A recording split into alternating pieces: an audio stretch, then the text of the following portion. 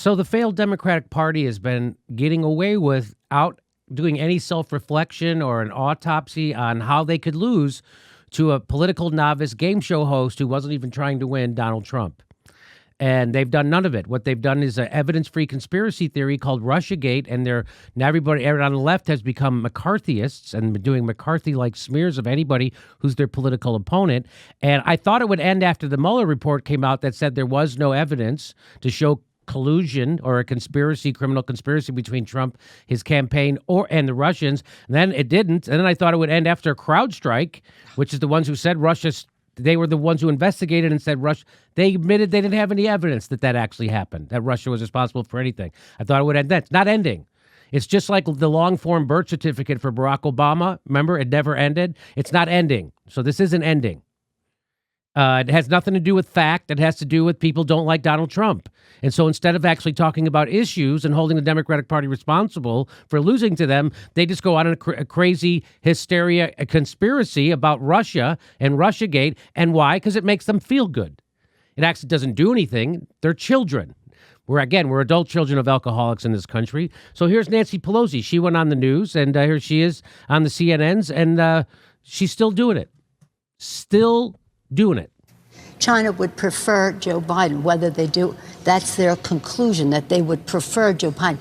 Russia is actively 24/7 interfering in our election. They did so in 2016, and they are doing so now. Crazy that she forgot to wear her tinfoil hat for this.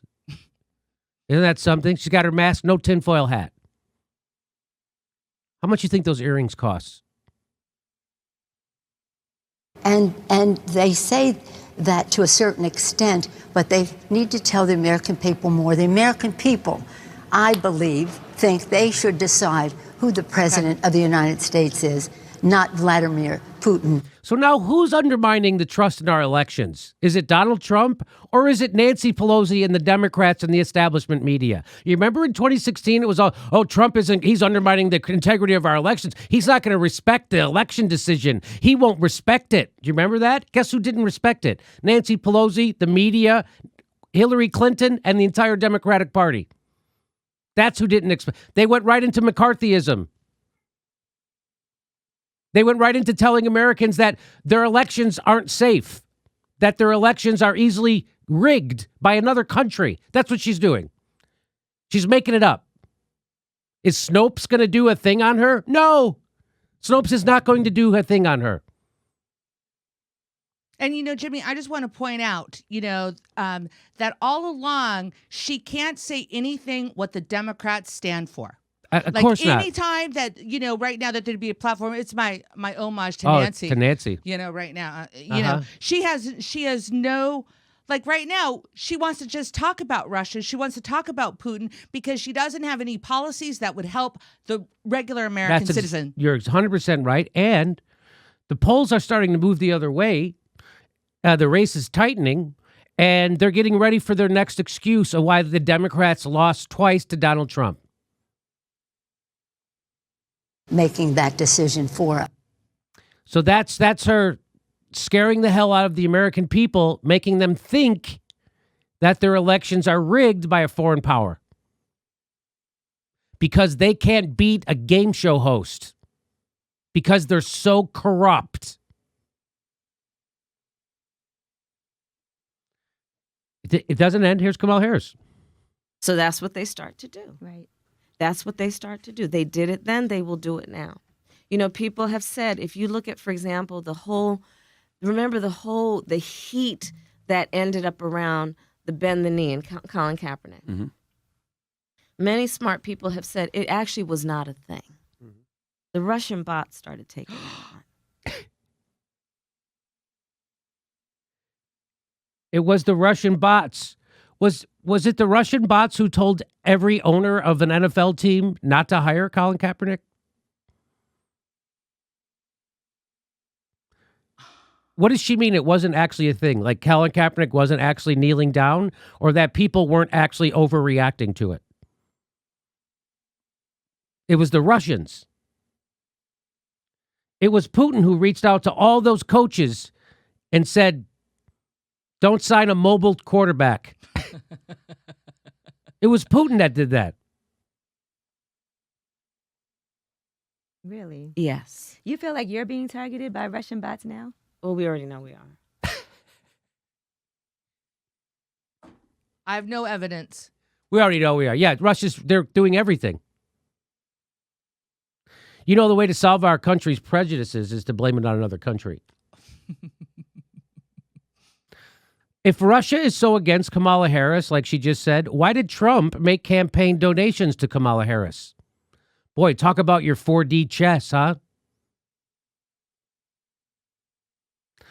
So that was just Russian bots. The Colin Kaepernick thing was all Russian bots, according to her. So I guess all those people burning Colin Kaepernick's jerseys, that all was happening in Moscow? I had no idea there were so many 49ers fans in Moscow. So blaming Russia for everything is the DNC's version of speaking in tongues. And by the way, just so I can let the Democrats know, and if you're not a regular viewer of this show, here's from Forbes. A report: CIA conducted cyber attacks against Iran, Russia, after secret Trump order in 2018. What? I thought he was in bed with Putin. Putin's controlling the American president and everything, and our elections, and all our protest movements are all Russian, and everything is Russia.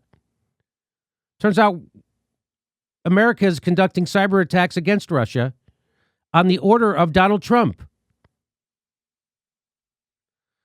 The authorization issued sometime in 2018 offered the U.S. spy agency more freedom to conduct cyber operations and choose its target without the White House's approval. So, CIA, go attack anybody you want, including Russia. The move has allowed the agency to engage in offensive cyber operations against adversarial countries, including Russia, China, Iran, and North Korea. So the CIA got their new Cold War, baby. We got our new Cold War. They got it with all these countries: Russia, China, Iran, and North Korea. They got it. Since the order was signed, the CIA has reportedly carried out at least a dozen operations that were on its wish list. According to the report, former U.S. officials were concerned about the use of hack and dump tactics, raising uncomfortable comparisons. Our government is basically turning into effing WikiLeaks, using secure communications on the dark web with dissidents, hacking and dumping, said a former official. So this, I mean, do you know why the rest of the world laughs at us over this Russia stuff? I hope you do. I remember a writer, was it Amanda Marcotte? Is that her name? For the Huffington Post. She went to a journalism, some kind of symposium in Europe in like 2017. And she was like, yeah, they all think the Russia stuff's crazy here. That was it. I don't think she wrote an article. She just kind of tweeted it. She didn't put it actually in an article. No one's going to go against, you can't go against the establishment narrative and keep a job in journalism in America, which is why journalism in America is horrible.